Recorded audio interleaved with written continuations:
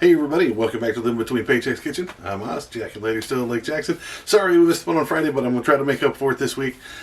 Everything's been crazy. This is something that I was trying to do forever ago. I found it at a local restaurant. I was like, I can do this and I can do it for cheaper.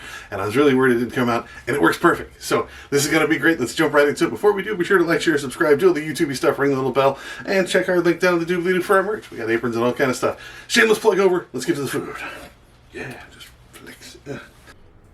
Alright, this is most of the stuff you need. You're going to need jalapenos, obviously. You want to get you some cream cheese, some pulled pork. It might come with barbecue sauce. Throw that shit out and get your own. I suggest stubs. You're going to need some eggs and some breadcrumbs or flour or whatever you're going to fry it in. Might use a little flour just to get it to stick. And you're going to need some vegetable oil. Alright, don't really need to do much else. Ingredients wise, maybe the flour, definitely the barbecue sauce. Okay, first things first, wash all your vegetables and then cut these open with a nice sharp knife and pull all the veins and seeds out, just because those are gross.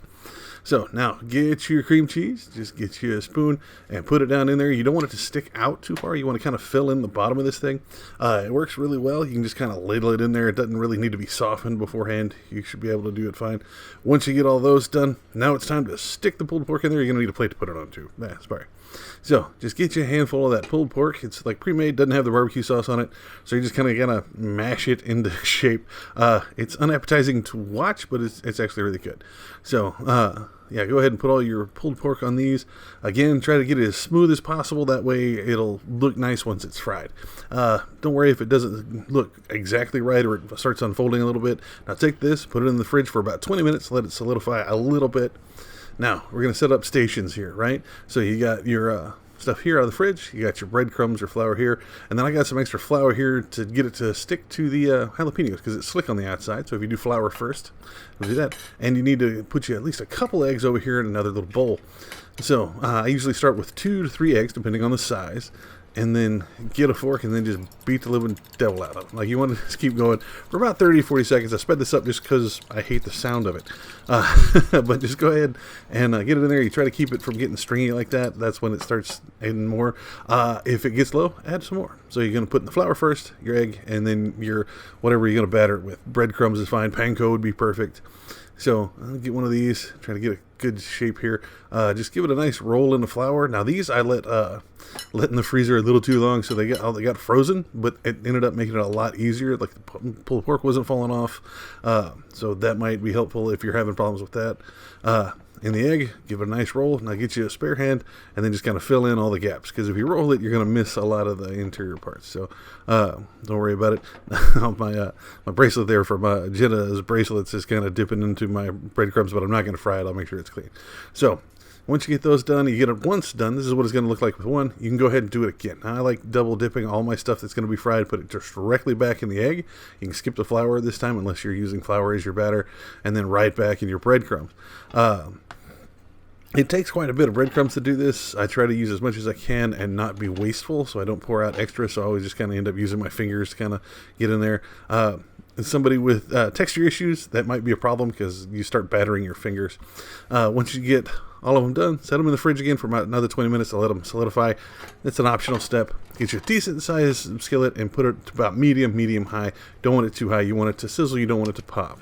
All right, get your vegetable oil. Now this is a big one, so I ended up using about a cup and a half of this oil, enough to give you about an inch and a half in the skillet.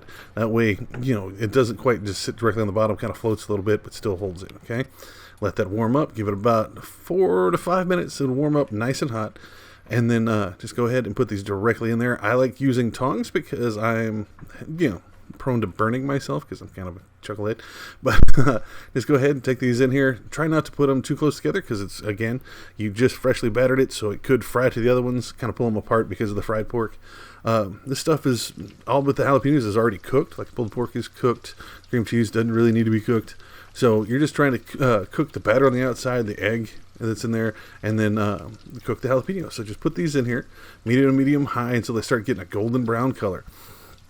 It took about 8 to 10 minutes in mine just because I have it really low because I hate grease splattering everywhere. And because it's so big, it doesn't sit on the thing properly. So some of these got this golden brown, perfect on the outside.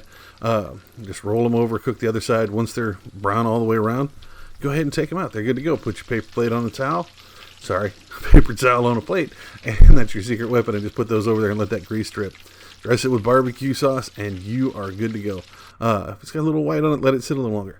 This, I got it as an appetizer somewhere, but this is amazing. It's well under our budget. It tastes great. It was so weird because I was like, I'm used to stuffed jalapenos, but I've never had one with pulled pork. Try this at home, and this is amazing. You've got to try this. Again, I didn't have it listed in the ingredients because it wasn't necessarily ingredients. It's just what I dress them with. You can put them with like ranch or whatever. I use Stubbs barbecue sauce. Absolutely one of the best barbecue sauce on the planet. This is not a sponsored video, but that sauce is amazing. It goes well with these. Please try this thing. And there you have it, folks. How awesome is that? I absolutely love these. It's jalapenos, man. It's got the pulled pork in it. It's great. The barbecue sauce is what makes it, though. Like, I was thinking about mixing it with the meat, but going with it afterwards is great. If you do it differently, you want to see us do it differently, you want to see me revisit it, try to put a barbecue sauce in it, let me know. Put it down in the comments. That's what they're there for. Or you can find us on social media. You can find us at Facebook, Pinterest, Patreon. You can find us at all those at Living Between Paychecks Kitchen. You can also find us at Instagram at Living Between. We had to shorten it down a little bit. You can also find me over on TikTok, where I've been doing a couple of little videos that we've been doing here, either shortened versions of this or just exclusive videos that are just short. And I don't want to do 2-minute videos for YouTube. So that's the thing. And I'll see you guys next time. I'm going to go eat some more of these. Mostly because it's early enough that the heartburn won't get me in the middle of the night. That'll be awesome. I'll catch y'all next time. Y'all be safe.